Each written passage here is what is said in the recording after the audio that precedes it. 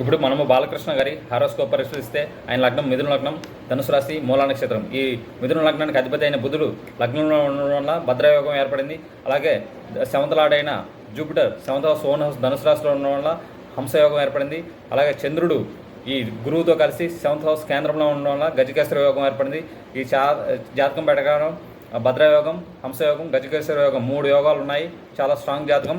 అలాగే ఈ మిథున లగ్నానికి యోగకారకులైన శనీశ్వరుడు, శుక్రుడు స్ట్రాంగ్గా ఉండడం చాలా బాగా జాతకం. ఇప్పుడు దశలు చూస్తే రాహు మహాదశ జరుగుతుంది. దాంట్లో అంతర్దశలు, ప్రత్యంతర దశలు. శనీశ్వరుడు అయిన దానివల్ల, శనీశ్వరుడు ధర్మాధిపతి యోగకారకుడు అయిన దానివల్ల ఆయన హిందూపూర్ నుంచి గెలిచే అవకాశాలు చాలా స్ట్రాంగ్గా కనిపిస్తున్నాయి. హ్యాట్రిక్ కొట్టి అసెంబ్లీకి వెళ్ళిపోతున్నారు బాలకృష్ణ గారు. అలాగే న్యూమరాలజీ ప్రకారం numbers, election polling date, election counting date ఆయన బర్త్ డేట్కి అనుకూలంగా ఉన్న దానివల్ల ఈసారి హిందూపూర్ నుంచి బాలకృష్ణ గారు విజయ్ గారిని ఎగవేస్తున్నారు. Thank you.